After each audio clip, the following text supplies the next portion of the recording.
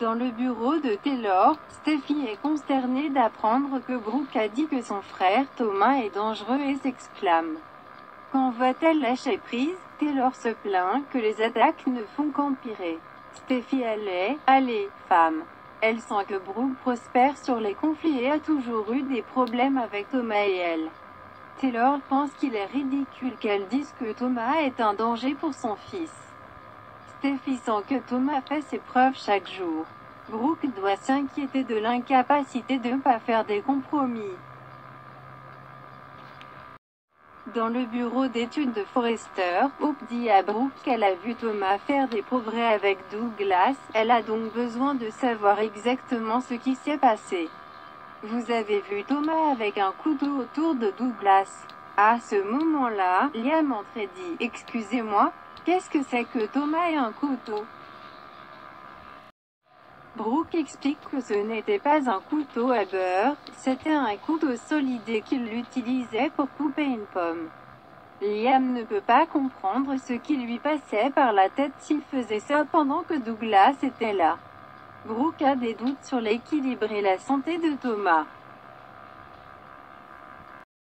Chez Forrester, Thomas proteste auprès de son père qu'il coupait une pomme avec un couteau, comme n'importe qui le ferait. Reed, je pense que Brooke a dû sentir que la lame était trop près de l'enfant ou quelque chose comme ça.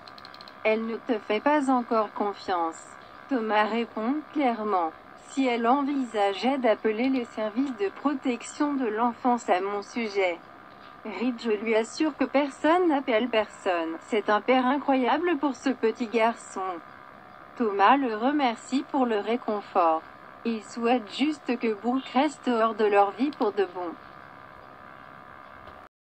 Reed, je peux voir que Brooke n'a aucun respect pour Thomas en tant que père et il est désolé car son fils a travaillé si dur pour arriver ici. Charlie dit à Reed. Vous demandiez si Brooke avait quitté le bâtiment. Elle est dans le bureau d'études avec Hope et Liam. Reed rappelle à Charlie de fermer la porte au fur et à mesure. Thomas déteste que Brooke donne tout ce chagrin à Reed. Reed veut la paix dans la famille. Thomas convient que ce serait mieux pour Douglas. Il ne supporte pas l'idée que quelqu'un pense que sa maison est dangereuse pour son fils. Il va rentrer chez lui et s'assurer que c'est aussi sûr que possible. Reed lui fait un énorme câlin.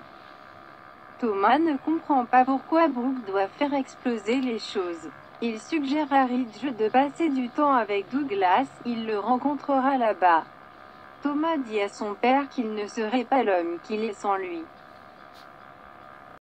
Dans le bureau de Taylor, Steffi et Taylor pensent que Brooke remue le pot parce que cela profite à sa fille. Taylor déplore que Thomas ait travaillé si dur pour se racheter et Brooke refuse de lui en donner crédit. Cela lui brise le cœur pour Thomas, et aussi pour Reed.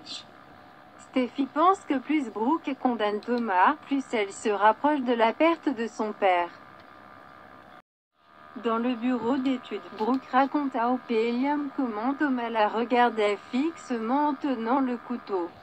Elle craint qu'il ne ramène pas Douglas à la maison. Hope lui rappelle qu'ils veulent passer du temps ensemble. Brooke insiste sur le fait que Thomas n'est pas une figure paternelle en bonne santé et dit « Pensez à tout ce qu'il a fait ». Liam marmonne. Un peu difficile à oublier. Brooke prévoit de faire tout ce qui est nécessaire pour assurer la sécurité de Douglas. Dans le bureau de Taylor, Steffi fulmine que Brooke est loin de la base. Taylor dit qu'elle n'aimera jamais rien d'elle. Steffi ajoute. Sauf votre mari. Il pense que Brooke en veut à Steffi et Thomas parce qu'ils étaient la première famille de Reed. Il récapitule que Thomas travaille toute la journée puis rentre chez son fils. Steffi pense que Brooke est en train de creuser sa propre tombe. Ses actions contre Thomas repousseront Reed très rapidement.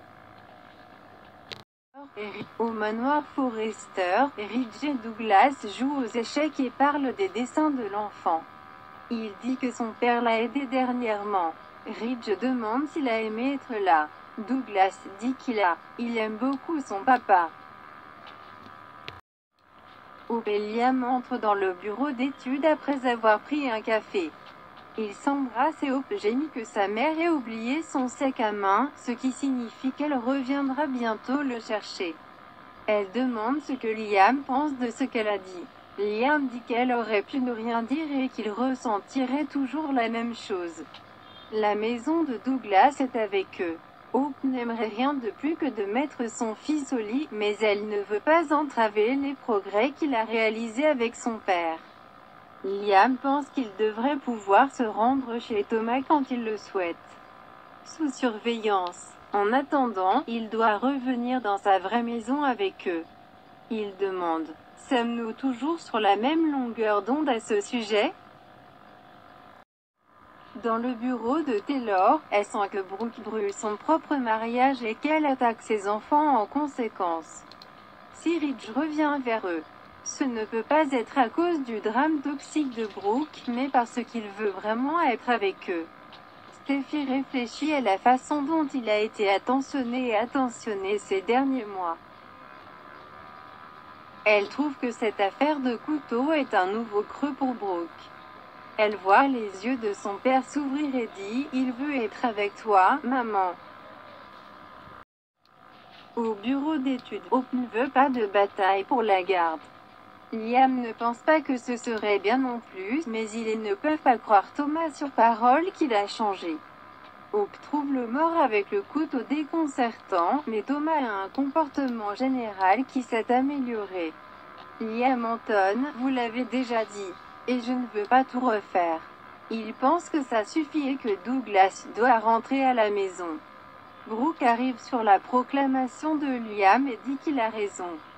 La seule façon dont ils peuvent garantir la sécurité de Douglas est s'il est sous la garde de Hope. Elle fera tout ce qu'elle peut pour le ramener à sa place. Au manoir Forrester, Douglas dit à son grand-père à quel point il s'y plaît. On frappe à la porte et Ridge va répondre. Il y a un homme et une femme à la recherche de Thomas. Ils viennent du CPS et cherchent à enquêter sur une affaire impliquant Douglas Forrester. Juste à ce moment, Thomas arrive et demande ce qui se passe. Ridge explique qu'ils viennent des services de protection de l'enfance. Ils sont ici pour Douglas.